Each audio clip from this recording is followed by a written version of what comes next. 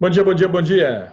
Bom Bom dia. dia. Bom Bom, a dia. gente não pôde comentar na quarta-feira o depoimento do Lula, porque nós estávamos aqui trabalhando e produzindo um post a cada 8 segundos, mas é inacreditável, né? A gente na quarta-feira teve um momento, no depoimento do Pallotti, a gente na quarta-feira anterior, a gente teve um momento mais explosivo, exuberante,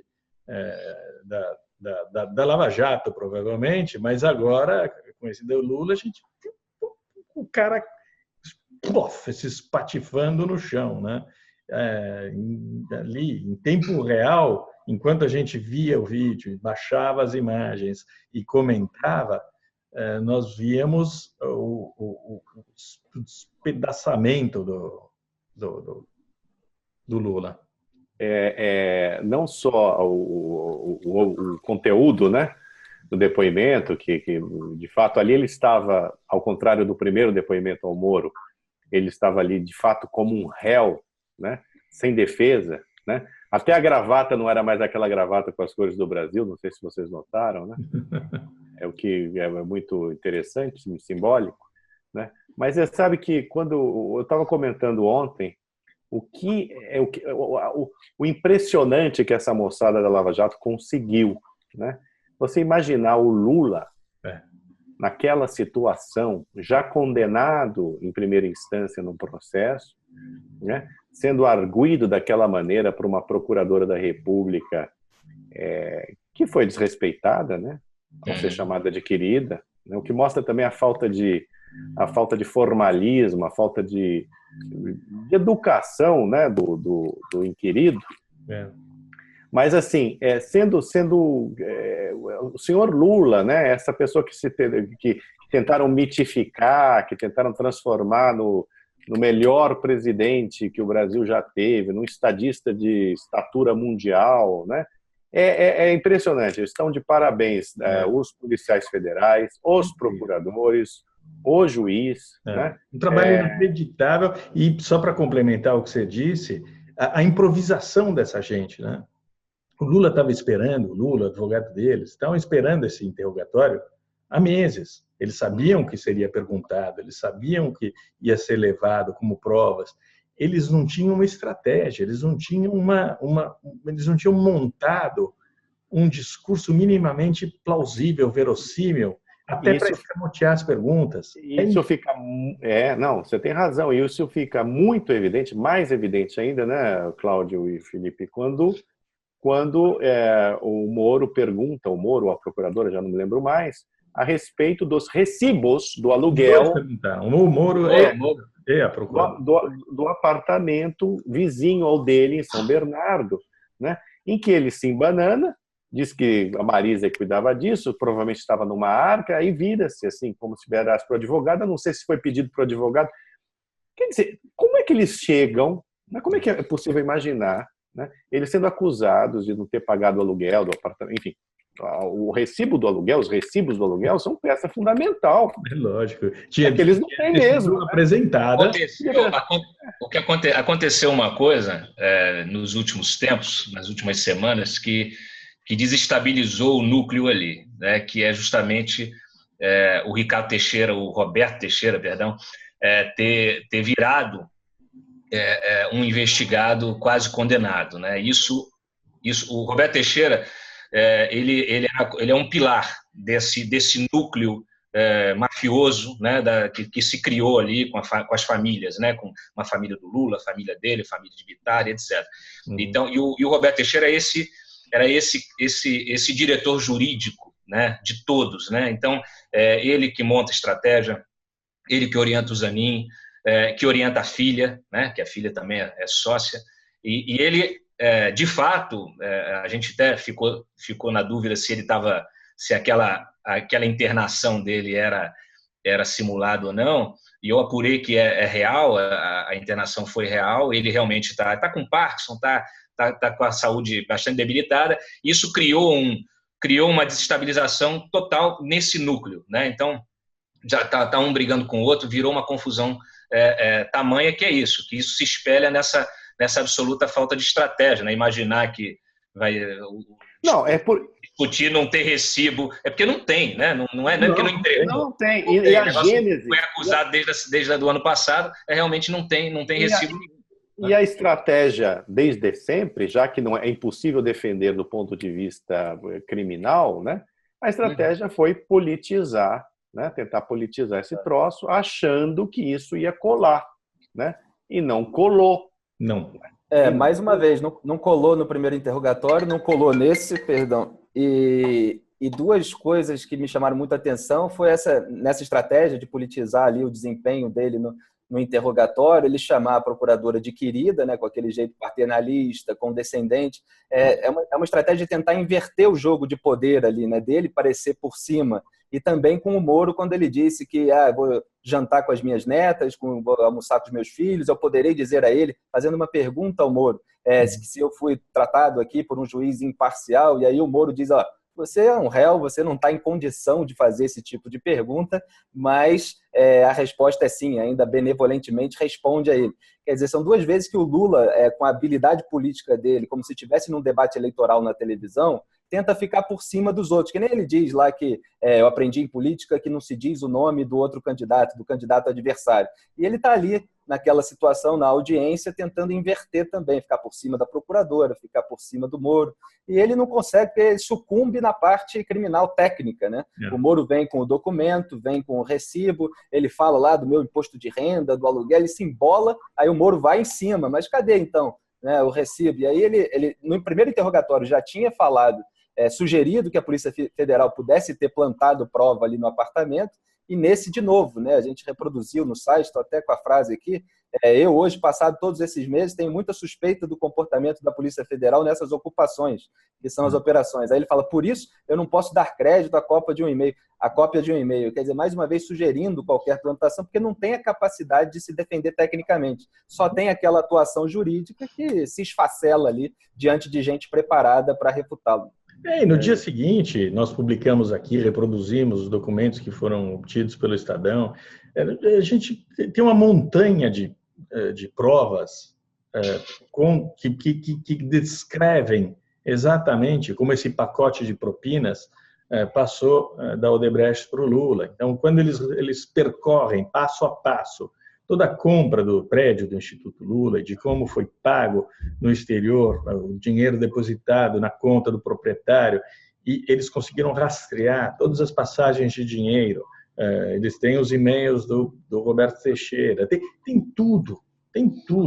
Eles, de uma ponta, quer dizer, da primeira remessa de dinheiro, à última, que é o croquis do Instituto Lula, eles têm tudo. E o Pallotti falando justamente porque eles desistiram da compra, não é? Para não dar na vista, tal da reunião na casa do Lula. Em cima disso, eles têm o Pallotti, que dá o quadro geral. Porque o próprio... Hoje nós tivemos, a Veja antecipou, alguns dos anexos do Pallotti. É um negócio devastador, demolidor, porque não só a confirmação de tudo que já se sabia, porque já foi delatado 300 vezes, porque está nas planilhas. Por exemplo, o dinheiro que era entregue pelo Branislav Konchik para o Instituto Lula, mas dando esses detalhes, esmiuçando esse esquema, essa organização criminosa que se formou, o Lula, usando o próprio Instituto Lula para desviar dinheiro. E tem um esquema ali dos pagamentos em espécie para que ele pudesse usar isso daí para os confortos dele, pelo roubo miúdo. O Pallotti, aliás, num dos anexos, né, diz que repassou em espécie dinheiro de propina ao Lula, ele mesmo, para despesas pessoais. Né? Pelo menos 5 vezes. Pelo menos 5 vezes, exatamente. Né? Aí tem também, como se não bastasse, a gente dá menos importância, já falou aqui, né? Em geral, porque o Pallotti realmente foi fantástico, mas tem o sujeito, o laranja, do apartamento ao lado do Lula, o Glaucos da Costa Marques, primo do Moonlight, dizendo... Né, vamos repetir. Não recebeu aluguel. E, no entanto, o Roberto Teixeira chegou para ele e disse, você vai começar a receber, né? Eu acho que foi em meados de 2015 e tal, justamente quando a Lava Jato começou a apertar o cerco. Não, quando o Lava Jato prendeu o Goulart. Exatamente, fechou o cerco prendendo o Goulart. Bem apertado. Quando prendeu o Goulart, é que ele correu lá no... Exato, prendendo o Goulart, fechou mais. Enfim, de qualquer maneira, é estarrecedor, né? E ele fala, Mário, o primo do Goulart responde ao Lula. Aí, quando essa coisa do Lula, o Lula diz, né? Mas ele nunca me cobrou nada. Ele responde, ele diz que, porque ele foi questionado sobre isso, né? Por que você não cobrou? Ele falou, não, eu cobrei. Eu fui falar com o Goulart, e o Goulart virou para mim assim, ó, não, deixa isso para lá. Deixa isso para lá, fica quieto. Por quê? O Goulart sabe o nível de periculosidade dessa turma. Claro. Né? Então, é melhor não reclamar, fica aí. Mas, Cláudio, a rigor, por que ele teria de cobrar? Porque ele não pagou esse troço. Lógico. Essa é a desculpa dele, a mesma desculpa dele já é reveladora, né? Exatamente. Quem pagou foi o Costa Marques. Não tem recibo nenhum. Lula, você fez muito bem não pagar para o Costa Marques. O apartamento não é dele. Quem comprou foi o Odebrecht. Paga para o Odebrecht.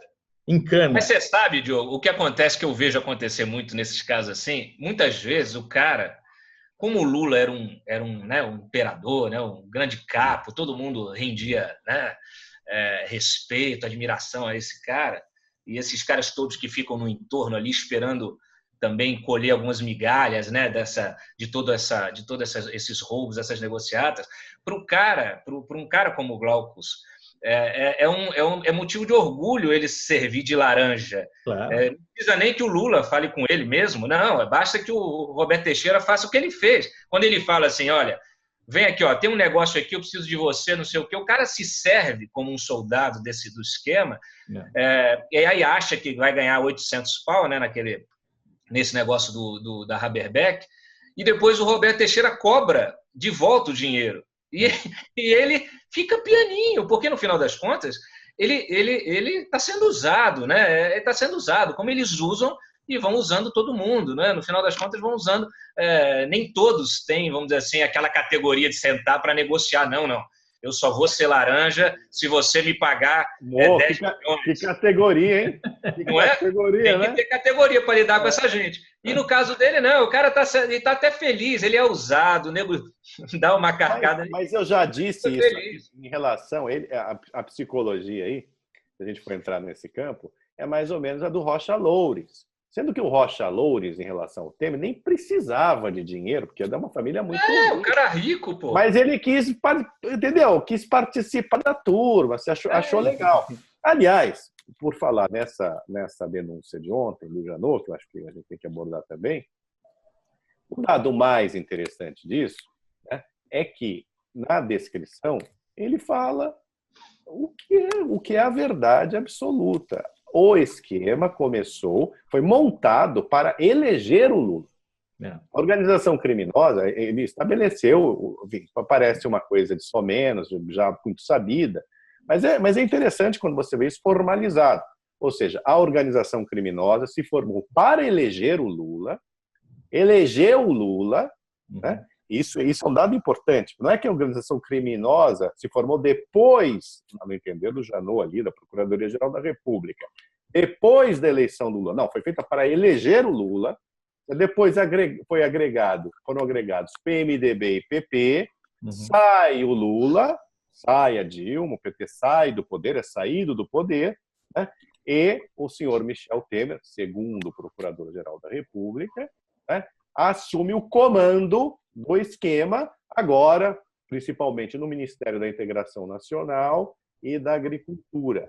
Enfim, há uma continuidade, né, da delinquência, do crime, que, gente, é evidente. Agora, a denúncia do quadrilhão petista e a denúncia do quadrilhão da Câmara são peças primorosas. O mensalão é zero perto disso. Claro. O DPF sobre esse esquema do Michel Temer era que nós publicamos aqui, é absolutamente devastador, né? Porque é tudo demonstrado o funcionamento do esquema. Eles dão o nome de todos os membros. Se o mensalão ficou acéfalo, esse daqui, a cabeça do Lula aparece em todos os exatamente, todos os cantos, em todas as organizações criminosas que foram criadas para roubar, para saquear o Estado. Então, essas duas denúncias, infelizmente, por causa da paspalhice do Janot, esses dois importantíssimos, essas duas importantíssimas denúncias ficam fragilizadas. Fragilizadas por todo o contexto. São absolutamente inquestionáveis. O esquema é o mesmo. O esquema é o mesmo. Né? Aliás, como acho que foi o Cláudio que bem notou ontem, a denúncia do Janot é um relatório da PF, né? Sobre o quadrilhão da Câmara. É um relatório, é investigação pura. Né? A denúncia de ontem é uma denúncia muito forte, porque ela não se baseia apenas em Joesley e Caterva. Né? Tem Lúcio Funaro, tem todos os cruzamentos que foram feitos pela PF, né? A continuidade do esquema do PT depois que o PT sai do poder pelo PMDB, como eu falei. Então, assim, uma pena apenas que o senhor Janot não tenha feito isso em relação ao PT antes. Né? Fez tudo ali no sodado, né? Para sair bem na fita, com todas as confusões que ele fez, enfim. Mas, de qualquer maneira, eu acho que no decorrer do período aí da história, a gente vai olhar por esse período e essa denúncia, né, vai fazer muito sentido e é, de fato, um bom extrato, uma boa síntese de tudo que aconteceu. Ela está de acordo com o que a gente vem dizendo há muito tempo, né? A questão é saber se lá no STF, se ministros do STF vão aceitar aquela narrativa que envolve todo mundo numa quadrilha, numa organização criminosa, ou se vai tentar desintegrar aquilo, mostrar que pode ser que alguns elementos, algumas pessoas tenham cometido diversos crimes, mas não exatamente todos juntos e não exatamente com o mandante, que é sempre mais difícil de enquadrar, porque não tem uma atuação extensiva. Então, assim, ela é realmente um capítulo importante que a gente lê como aquilo que a gente acredita que aconteceu, né? Mas eu não sei se lá no STF, se isso vai bater muito bem com aqueles ministros. Agora, você tem... Não, sim... Tem uma questão, desculpa, Mário, porque assim, isso me lembra declarações de alguns ministros, declarações recentes, de que justamente de como o pessoal acusa o Ministério Público de orientar, né, de manipular o delator, as delações, de orientar o delator a dizer que determinada coisa é crime, né? Então, assim, esse dinheiro aqui que vinha no caixa 2, vinha de um esquema de propina, não sei o quê, mas até então não era crime, né? E aí o Ministério Público passa a dizer que isso é crime. E tem muito ministro ainda diz que isso aí é uma manipulação da delação. E, na verdade, o que a gente está diante é de uma quebra de paradigma cultural da política brasileira. Porque, de fato, se você, para quem conhece, quem vive o dia a dia da política, esses caras aí, esses caciques todos, eles não entendem como a gente entende, né? Que o que é, olha, isso aqui é crime. Tem muita gente que o cara comete, ele acha, por exemplo, esse negócio de pagar despesa pessoal do Lula, né? Isso aí é cultural. O cara é o chefe político, ele quer mesmo que os demais paguem, né? E que esse sistema trabalhe em função do partido, essa ocupação do Estado, o uso da máquina para... Sabe qual é a diferença, Cláudio? Tanto é que no meio deles, né, você não tem, olha, vou te pagar propina. Não, é comissão política, é um agrado, é não sei o quê. Tem um problema aí semântico que precisa ser entendido, né? O Supremo tem que foi tão importante por causa disso, né? Porque ele escancarou. Ele fez uma revolução semântica também. Mas uma revolução semântica, mas é verdade. Mas, Cláudio, sabe qual é a diferença em relação ao passado? Os políticos podem não saber que isso daí é crime, mas Odebrecht sabia. E mantinha tudo isso... ninguém. Eu não estou dizendo que não. Eu não estou dizendo em nenhum momento que ele não sabe. Eu entendo o que você disse, mas eles sabia. Eles têm um discurso ele tratou isso daí como crime. Ele tratou todo esse percurso como crime e toda a lavagem de dinheiro, e está tudo registrado. Todos quando você vê os passos do crime. E peraí, depois quando você vê 50 E você vê 51 milhões de reais em dinheiro vivo. De ajuda, de colaboração. Aí o aspecto semântico derrete, né? Derrete, óbvio. Mas olha que engraçado, né? Olha que engraçado. Quando você tem o Ricardo Saldi brigando com o Marcelo Miller, porque o Marcelo Miller chama ele de bandido. Não, você é bandido, né? O Joesley fala disso também. Não, em um momento ele teve que dizer, não, eu cometi crime sim. Porque o que eu estou dizendo é porque tem ministro que está querendo usar isso para dizer que a delação foi manipulada. E, na verdade... Agora, tem um aspecto importante, Cláudio, que complementa isso que você está falando, aliás, em base. O Celso de Mello, no julgamento da suspeição do Janot, deixou muito claro que Ministério Público não é imparcial. Ministério Público é parte dentro do processo penal, certo? E como parte, ele pode sim ajudar a produzir provas. Veja, não estou aqui dizendo que o Ministério Público pode cometer ilegalidades, né, que é o que está sendo investigado no caso, por exemplo, do Marcelo Miller e do outro lá que foi preso. Não se trata disso. Agora, que o Ministério Público pode participar ativamente se ele está convicto ou está com suspeição em relação a determinada pessoa na produção de provas, isso já foi acertado pelo Supremo Tribunal Federal, como disse o Celso de Mello, aliás, em 1971, quando o Sérgio Paranhos Fleury foi acusar um procurador de ter feito isso ou aquilo, e o STF, na época, imagina, na época mais dura do regime militar, né, disse que não, que era papel do Ministério Público também produzir provas. Veja, tem aí um contexto outro que eu acho, por exemplo, que o Ministério Público brasileiro ele tem poder demais. Mas isso é outra história. Isso aí é uma discussão até, digamos, filosófica, tá? Agora, o fato é que se o Ministério Público não orientou como o Marcelo Miller parece ter orientado, hein, com vistas a emprego, a receber dinheiro, a receber benesses, isso não. Mas se o sujeito chega ali e fala, olha, então tá, tem aqui, eu tenho como provar, tal, tá bom, então você vai e grava.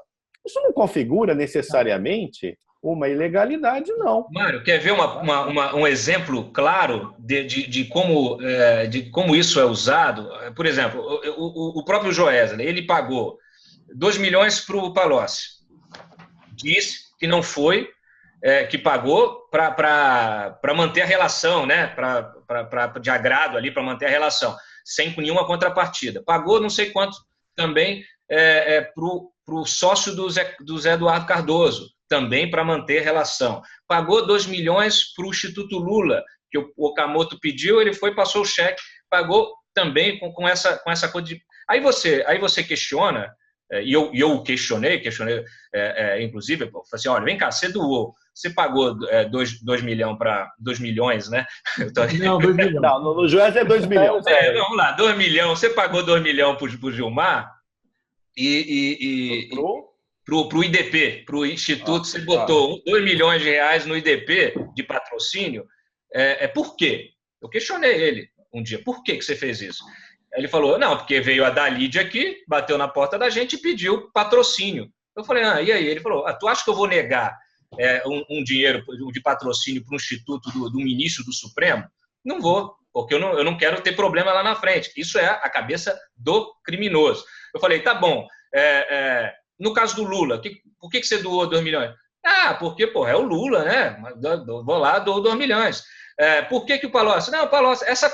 Aí você pega isso aqui, vai no Ministério Público, e eu virei para colega do Ministério Público e falei assim, vem cá, como é que você enquadra isso aqui? Porque o cara é um empresário que cresceu com dinheiro público pagando propina. Aí ele usa esse dinheiro, sai distribuindo para político, para empresário, para político, para autoridades, etc. E como configura isso? Como você enquadra isso criminalmente? Aí eu ouço do procurador justamente que você não tem como enquadrar. Então, existem problemas, inclusive, legais porque, sabe, é que tem uma questão criminal, certo? Específica, e tem questões éticas. Éticas. Que acabam se misturando. O que era necessário estabelecer no Brasil e estabelecer, eu diria até formalmente, em termos de, digamos assim, compliance, quais são os limites éticos de determinadas autoridades e respeitar, né? Então, assim, é lícito que ministro do Supremo tenha iniciativa privada que recebe dinheiro, que pode receber dinheiro estatal, não importa qual esfera. Algum tipo de benefício fiscal, por exemplo. Ou benefício fiscal, eu não vou particularizar aqui, nem fulanizar, né? Porque não há necessariamente aí, digamos, uma atitude criminosa por parte do ministro que fez isso. O que não há é limite. Então, se não há limite formal, é preciso que se estabeleça limite formal. E também esses caras, olha, no caso específico aí de deputado e executivo, existe aí um negócio que é o seguinte: eu fiz tanto pelo Brasil que eu mereço pegar, por exemplo, o dinheiro de Caixa 2. Então, Mário, sinceramente, eu acho o seguinte: quando fala de salário de juiz, salário de ministro, eu dobraria. Eu possivelmente até triplicaria. Quer saber? Eu triplicaria. Desde que houvesse aí um enquadramento jurídico que delimitasse esses caras assim, olha, então é o seguinte, você está no Ministério, você está no STF ou qualquer outro tribunal superior, então é o seguinte, o senhor vai receber um belo de um salário, certo? Mas o senhor não pode fazer palestra paga, em especial quando isso implica conflito de interesses. O senhor não pode ter iniciativa, assina o papel lá, sabe? Não pode ter empresa, certo? O seu filho... Mas isso é o que a gente faz nessa porcaria de advogado. Site, né? Essa porcaria desse site a gente não faz. E vai, né? Você não pode frequentar a festa da casa do cara, do empresário que tem interesse. Não pode ser padrinho de casamento. Se as pessoas não têm essa disposição, digamos, interna, ou não internalizaram essas questões éticas, ou não veem problemas, então é preciso que haja uma disposição externa, regras muito precisas. Claro. Então, assim, quando falam um ministro do Supremo ganha... Porque, no fundo, é o seguinte, os caras, de fato, eles estão... juiz não pode ganhar. E você vê o ministro Supremo falando, não sei o quê. Claro, porque isso para eles, o salário que eles recebem, é troco, é bico. Porque eles podem fazer palestra por 150 mil, 60 mil, 100 mil, podem ter empresas. E com político funciona de forma muito parecida. A história das concessões, desculpe, só terminar, a concessão de rádio e TV para político, que é proibido, né? Me parece que tem uma legislação que... Ô, Mário, claro, não é no nome dele, está no nome do irmão. Essa coisa mesmo do Instituto Lula, dos institutos, né? O cara vai lá, termina o mandato, ok. Aí, de repente, começa a receber milhões das empresas que ele beneficiou. É engraçado, porque é o seguinte, antes da Lava Jato, ninguém questionava isso. Ninguém achava assim, é estranho isso aí. Não, todo mundo achava normal. Só para esclarecer que tem duas esferas diferentes, né? A gente agora, nessa segunda parte da nossa conversa, está falando sobre essas ambiguidades. Na primeira parte, a gente falou sobre propina mesmo. A gente sabe que a Petrobras havia propina, propina, 1%. Para obter dinheiro do BNDES, o Joesley pagou propina. Para ganhar dinheiro da Caixa, ele pagou propina, ele comprou. Esses políticos receberam propina em troca de MPs, em troca de contratos para sonda, em troca de contrato para não sei o que mais. Então, tem essa...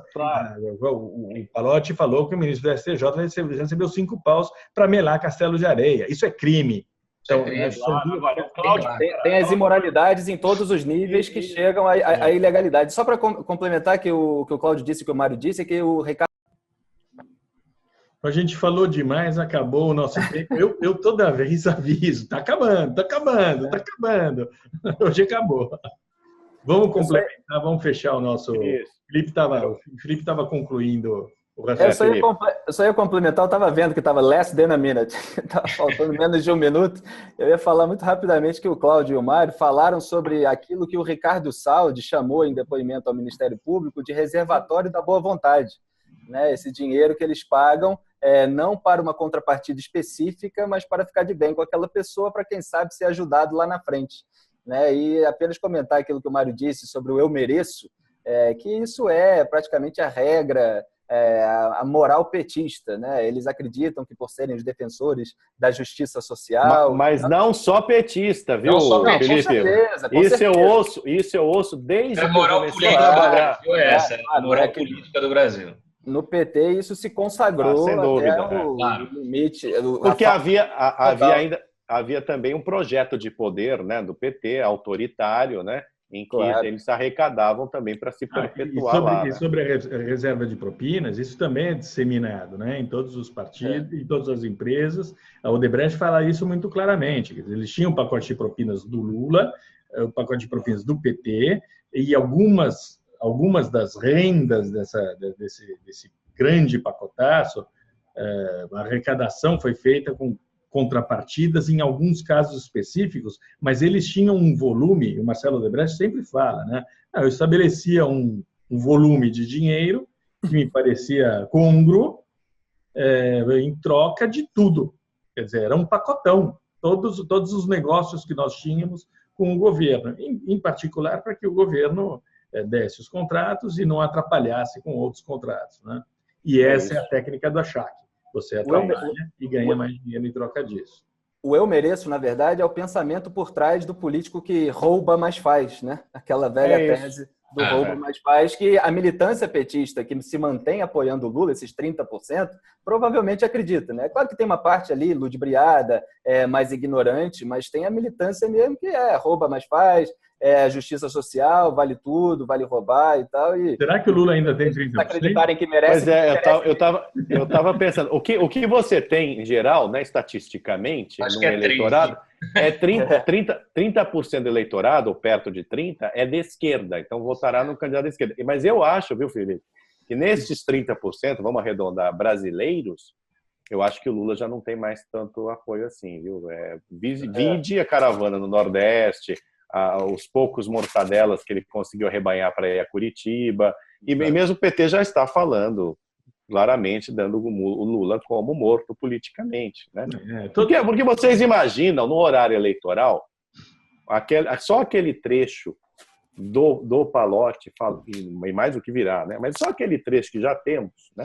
Digamos assim, do Pallotti dizendo que o Lula recebia propina da Odebrecht, usando a palavra propina, aquilo é devastador. Devastador. É devastador. Vai virar a segunda denúncia. Ele vai sentar no banco dos réus outra vez. Ele vai ser ainda condenado pelas palestras. Ele vai passar o resto da vida dele dando depoimento. E o cara está morto, o cara está frito. Ele está tentando negociar, barganhar de alguma maneira uma saída para não ser preso. É a única coisa que ele pode almejar neste momento, mesmo o tal do papel dele como arrecadador de votos, nesse caso, ele... O Diogo, eu lamento pelo Moro, que o Moro virou uma espécie de carcereiro do Lula. Ele agora ele vai ter que, se ele não se afastar da Lava Jato em algum momento, ele vai passar os próximos 10 anos da vida dele também o Lula depor. Não, ele ainda tem é um karma, virou o karma dele ali. Mas ele ainda tem que pegar o sítio, condenar pelo sítio e condenar pelo prédio do Instituto Lula. São duas condenações e um julgamento, um interrogatório que ele ainda terá de fazer. Depois o Lula está morto e ele está livre. E para completar, né, todo esse quadro, temos o senhor Gedel, né, que agora está com medo de ser violado.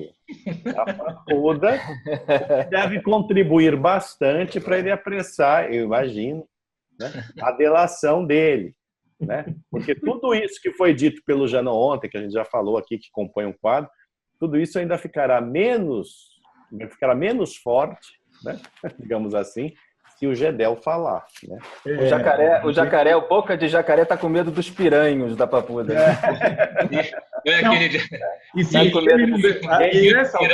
Jacaré nada de costas, né, Felipe? Exatamente. Tá lá o jacaré de costas, né? Um monte de piranha querendo comer o jacaré. Sem contar que se ele não delatar agora, pega mal para ele também, né? Pois é. É sinal de que ele quer ser preso. Então, Se em algum momento da delação a parar, né, ô Diogo? Se suspender a delação, não quero mais delatar, não. Aí é porque ele se apaixonou, né? se apaixonou. Se ele fizer na Papuda aquela dancinha que o Lúcio Vieira ali, meu irmão dele, sucesso total. Não, o cara vai falar porque ele não teve. Quando você tem a tua impressão digital no maço da propina, não é que restem muitas alternativas. E eu gostei de saber que agora eles estão olhando 1000 horas, né, de gravação de câmera. Aí já umas 10 pessoas entrando ali, né? Devia ser uma festa, né? Eu preciso comprar um vestido. Passe lá no apartamento e pegue um dinheiro, minha filha. Não era tão segredo assim, né? Não. 10 pessoas passando no apartamento, vou falar, hein? E só para unir as pontas, o governo agora, né, como a gente deu no site, está querendo barrar a segunda denúncia antes que o GEDEL fale, né? Porque aí tem um desgaste maior ainda. O Temer pode ser arrastado. Ele vai. Olha, quer saber? Ninguém está dando a menor importância mais para esse Temer, entendeu? O que é extraordinário, mas tem um lado também que é positivo, que o país está andando.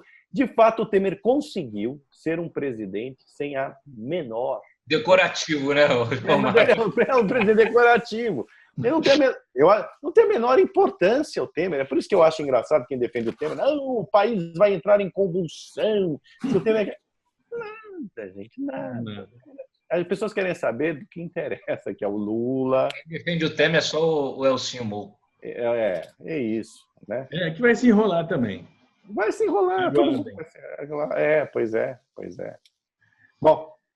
Agora a gente pode encerrar. Terminar dignamente, né? Isso aqui, né? Terminar dignamente, pedir para o Rogério unir as pontas e a gente vai ter uma reunião de pauta como se deve. É o Rodrigo que vai fazer isso, nosso editor de vídeo, né? É que a gente tem tanto funcionário.